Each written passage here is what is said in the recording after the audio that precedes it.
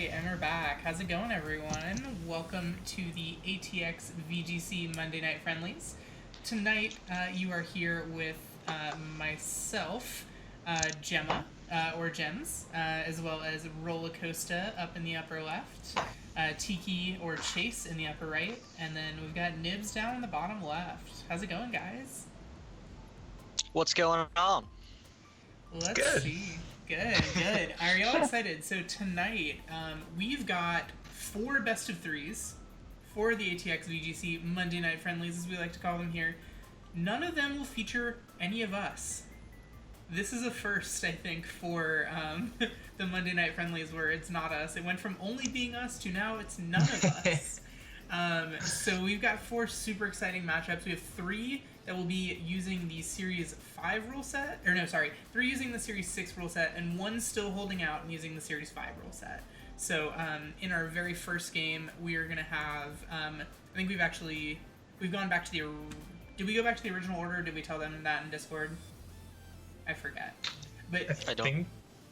we I never don't told them we were changing. Okay, sorry. A little Oh. behind the scenes magic. Perfect. Game one will be against Woke Flossie. Hey there, White Tigers. How's it going? Welcome. So in our very first game, we're going to have Woke Flossie versus Fortune. Fortune, a first-time battler, and Woke Flossie, returning champion. Then in our second game, we're going to have Charisma versus Rowan. Two battlers that we've seen several times here on stream. In game three, we're going to have Sir Wilson versus Tigers, who just said hey in the chat. And then finally, rounding out game four, we are going to be having Adam Santacos versus Professor Ragna. So every game except for game three will be the new Series 6 rule set, so that includes the 16 banned Pokemon. A fun fact, 15 of those 16 have appeared in these ATX VGC Monday Night Friendlies. And one of them had a really nice feature on our Team Builder Tuesday last week, the one that hasn't been featured yet. So if y'all haven't seen that yet, go check it out. It is Chase, Rollercoaster and I kind of team building together on that. So with that, does anyone have anything that they want to throw out there before we get rolling with the first battle? Think I'm good to go. I'm pretty excited to see that one Pokemon that you were just mentioning. I hope we see it. What about you, Rollercoaster? Rip Hippowdon. Rip Hippowdon, yeah. I believe that a direct quote from that stream the other day from Chase was, "We just won that game because of Hippowdon." It's true, we did. I think there was a specific one where I was like, I think we just win now because we have Hippowdon in the bag. Yeah, that's exactly how it is. Hippowdon OP. So with that, if y'all just give us 1 minute, we're going to flip to our BRB screen, and we will be joining y'all really shortly. Alright, and we're back. So it looks like our battlers have already matched up here. We've got Amy versus Fortune. What do you see right off the bat here, Chase? Well, I'm not going to spoil anything for Amy's team, but I may have had a hand in building some of this. But we see the Volcarona, Clefairy, Dracozolt, Ferrothorn, Milotic, Arcanine versus Fortune's Sneasel, Colossal, Arcanine, Stoutland, Gigalith, and Gastrodon. I mean, what do you think when you see these teams? I see a very familiar team to Series 5, except for having to kind of fill in some not quite as good pieces, we'll say, with Sneasel having to play the role of a Dragapult. Oh, there's Echo. Okay, thank y'all for letting us know that there's Echo. I believe we should have that fixed. Sorry about that, everyone. That should all be fixed now. Yeah, we should. We're all good with that. Sorry about that again. Then when I look at Amy's team, I see a team that I know you've won several tournaments with. Yeah, it was the first team I put together for Series 6 and was using a lot of Dracozolt and Clefairy just because I thought it was a good combination, and I won a couple of Showdown tours. Mm-hmm. Not to say that is the best way to determine if a team is good or not, but it is pretty strong from what it has done. I don't think it has failed me much. Yeah. The thing with this is Assault Vest Dracozolt, And with Clefairy's Friend Guard, it has enough bulk to survive 2 Life Orb Primarina Max Starfalls, which is what I thought to be impossible beforehand, but the calcs do not lie. Yeah, that is a lot of damage that's getting mitigated right there. So here, right off the bat, we do actually see Amy go for that max with that shiny Dracozolt, which is very cool looking, putting herself, I think, in a pretty good position here.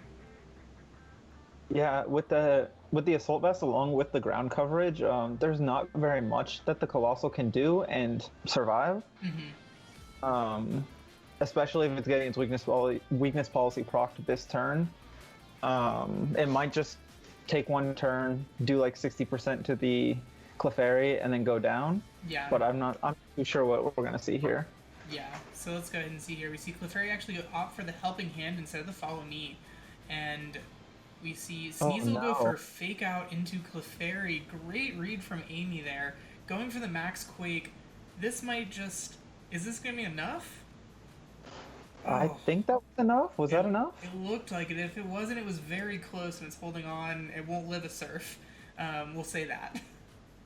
And it was enough. It was enough to go and pick up that first turn knockout. So here we have it. The very first knockout. Man. First turn Dynamax. First set of Series 6 here on our stream. That's a rough way to go down with that Colossal.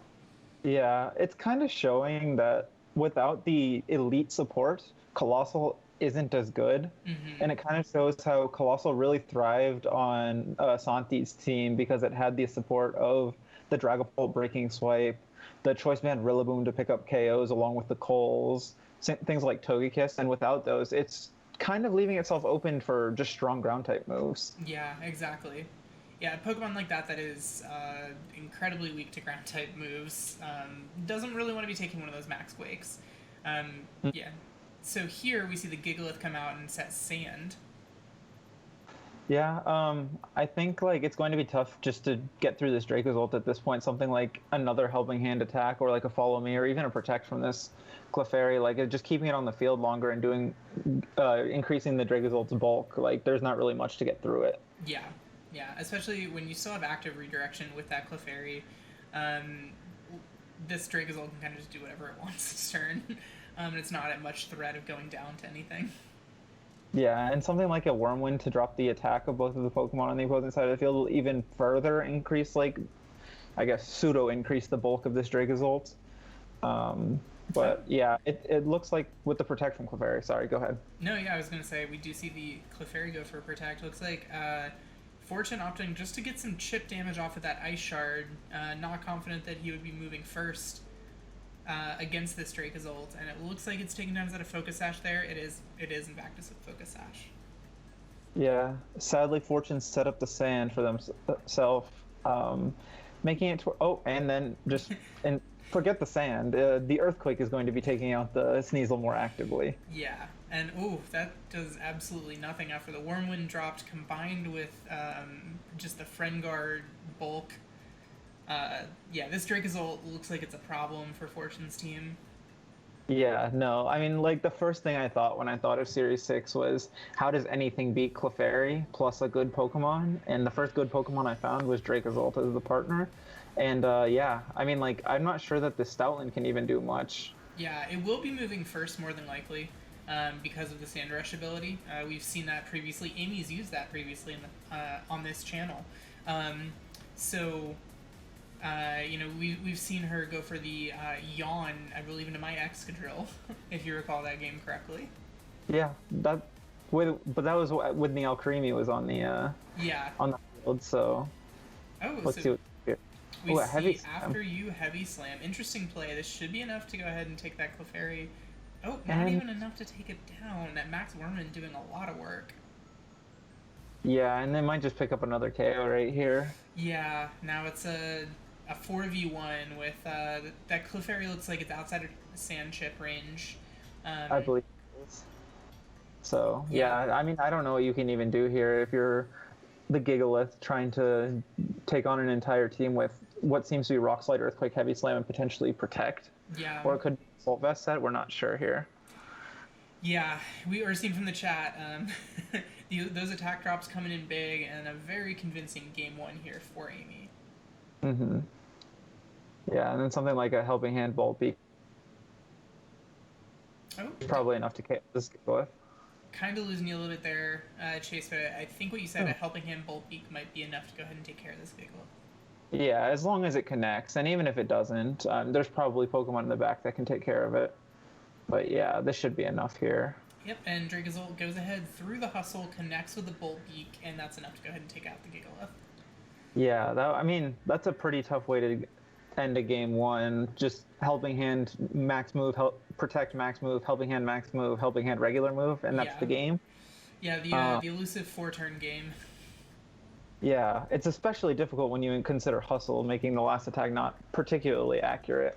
Yeah. But a feat that Wilkflossy conquered nonetheless. Yeah.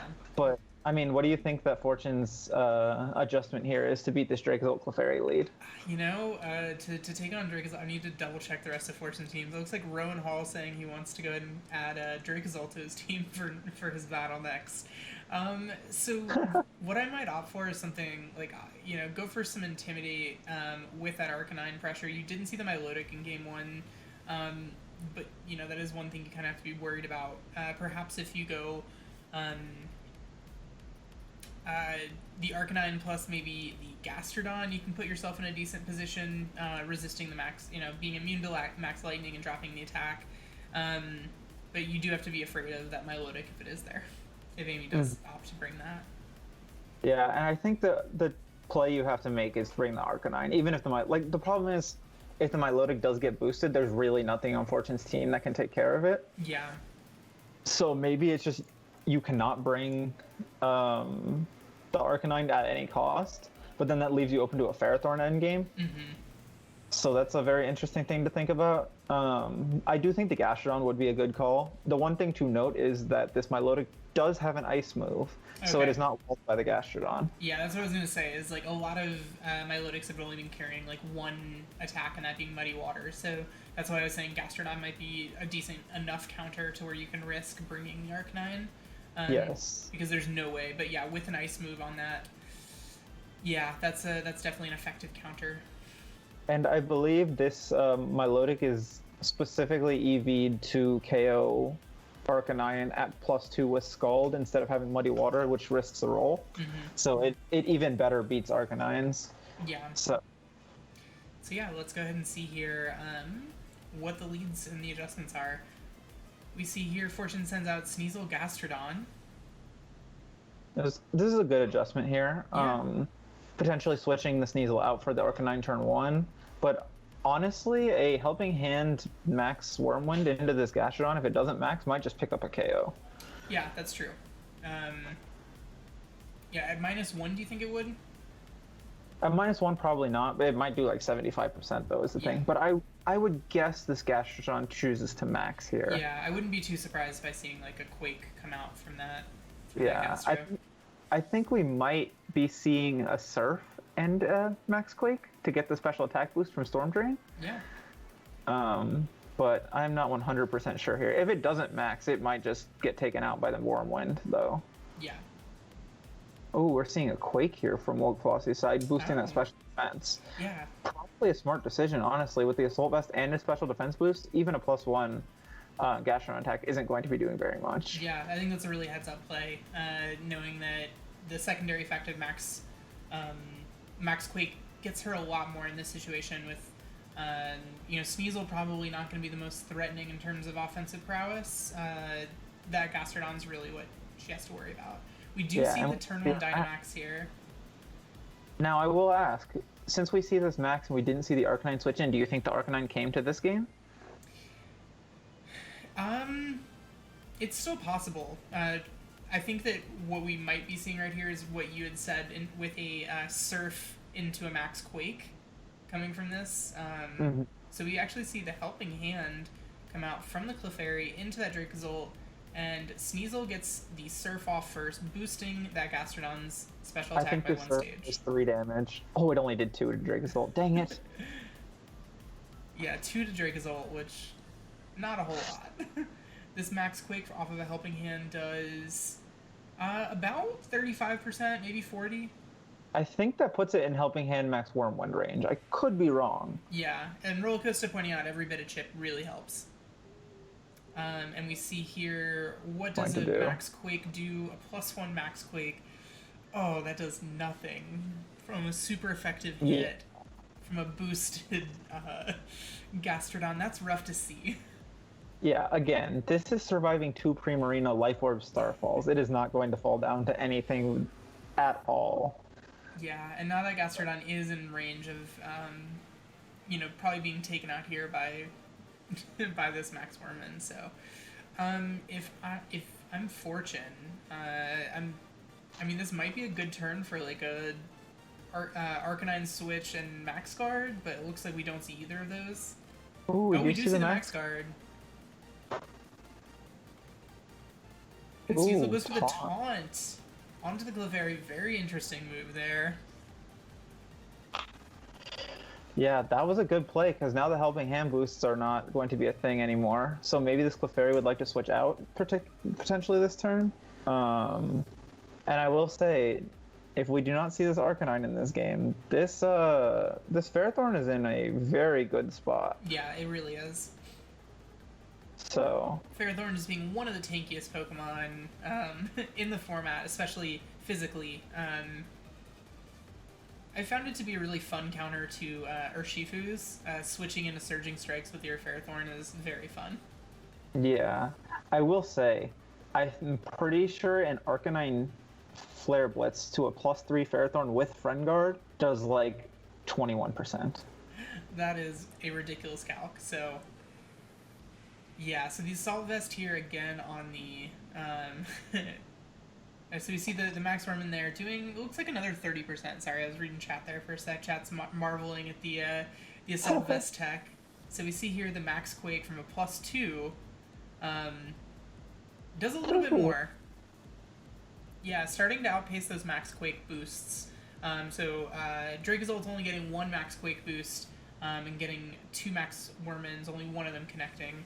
The Ferrothorn goes ahead and heals off that surf damage as well.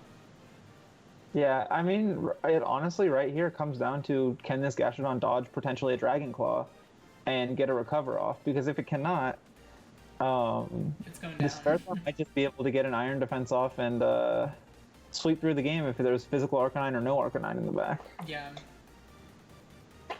So, I mean, what do you do here if you're Fortune other than try to dodge the attack? Yeah, I would say potentially, Protect might not be a bad play if you can switch an Arcanine and pivot, but I feel like we might have already seen Arcanine if it was brought to this game. So we see an Ice Shard. That does... Oh, those Max Wormmans coming in big. That would have been enough to pick up a KO without the -2. Yeah, and now the Dracozolt just picks up another KO. I'm sorry, it was only -1. It wasn't -2, the Max card. Oh, yeah, because of the Max card. But, yeah, I mean, Dracozolt coming up clutch with another KO. It's 5 KOs in 2 games now. Yeah, Dracozolt looking incredibly strong here. And wow, looks like we've got Colossal in the back. This is interesting because the Colossal might just... I mean, it can just pretty freely get off a Surf and Heat Wave. Yeah. I mean, it would have... Honestly, I'm not sure Heat Wave KOs Dracozolt. Yeah, I mean, Surf would at this point do what? 2 damage. And then Heat Wave. I don't think Heat Wave KOs. That's gotta be tough. I think you just high horsepower the Colossal and survive the attack. Yeah, then you're fighting, a Hustle with a move that also isn't even 100% accurate. Yeah, like you could protect Ferrothorn here, and then we see the Dragon Claw into the Colossal. Maybe predicting a switch out, or I guess a protect. I guess we could see the Ice Shard here is one thing. Yeah, that's true. Ice Shard should be enough to pick up based off of the damage from last turn. Yeah. But honestly, this isn't that bad of a position for Vogue Falsey to be in, because she can just bring out the Arcanine here and start clicking close combat potentially. Maybe switch out the Ferrothorn, close combat the Colossal, because this Colossal, I assume, would have Meteor Beam and would not be able to KO the Arcanine in 1 turn. Yeah, short of it. I mean, we already know its weakness policy. I was like, short of it being whiter, but it's not. Yeah. Or is that Power Herb? I mix up the... Yeah, Power Herb. Yeah, Power Herb, that's right. I mix up the 2 turns. Yeah, so we're saying Surf Coal could actually be crazy here. That's coming out from the chat from Charisma, so let's see what happens. I was assuming we would see the Clefairy switch and potentially a close combat here. Yeah. Because this is Choice Banded Arcanine, so... Yeah, which Fortune doesn't know. A majority of Arcanines in Series 6 format that I've seen have been either Flamethrower, Will-O-Wisp, Protect Snarl. So let's see if they tried to guess that it was Flamethrower or Heat Wave. We do see the Surf, and this is gonna, again, not gonna do that much to the Arcanine. Yeah, this is a really weak Surf, I've gotta say. Yeah. But this Heat Wave is not going to be doing very much to either of these Pokemon. Clefairy probably takes 45%. Maybe a little bit more than that, and this Arcanine is not going to take that much through Friend Guard and the not very effective hit. Yeah, let's see. So we see the Heat Wave come out. It connects on both Pokemon, which is nice. You don't see a miss. It does... Oh. 45% with the burn. Yeah, it gets the burn, which is nice, but close combat here is going to likely be enough just to go ahead and close things out. So now Fortune's down to Sneasel, which is at, -1 attack. And whatever his 4th Pokemon is, which I'm not quite sure what it is just yet. I mean, both Stoutland and Gigalith don't want to be taking a close combat. Yeah. Yeah, so does Like, Stoutland. Another, a follow me close combat here. And then again, what are these 2 Pokemon doing to an Iron Defense Body Press Ferrothorn? Yeah, it's going to be pretty tough. So yeah, we had some points coming in from chat saying that the weak Surf is probably the point, so you do the least amount of damage here in Colossal. Oh yeah, no it is. I was just marveling at the fact that it did 2 damage to Dracozolt. Yeah, pretty incredible. So, I mean, yeah, again, this Surf isn't going to be doing very much, and this this Stoutland might just get KO'd right here by this Arcanine. Yeah, we see another... So we do see the crit onto Arcanine, perhaps trying to fish for some of the trade-offs by the fact that Arcanine is lowering its own defense and special defense each turn with that close combat. But Stoutland goes down, probably the last offensive pressure. Clefairy takes another turn of Burn Chip. Yeah, this Sneasel's trying. I believe that one of our casters, Nibs. Yeah, there's just nothing you can do at this point. Yeah, one of our casters' favorite Pokemon in this format right now is Sneasel. So we'll see if Sneasel can bring it back for JD. It is surfing its way back to still not KOing an Arcanine after 4 Surfs, I believe. 4 Surfs and 2 close combat special defense drops. This does proc the Focus Sash from this Sneasel, so it is going to live another turn. Maybe what it really needed was just another special defense drop here. I think what it needs is somehow to have a move that doesn't make physical contact, to not get KO'd by the Ferrothorn, and somehow KO this Arcanine real quick. But it looks like Flossie's playing very safe and protecting to leave the Clefairy on the field with the Ferrothorn potentially for the next turn. Yeah, so no hopes of a mega crit Surf to KO Ferrothorn. If only Surf could freeze. Yeah, don't speak that into existence. Pokemon might be listening. It still lives in another one with 4 HP. At -3 special defense?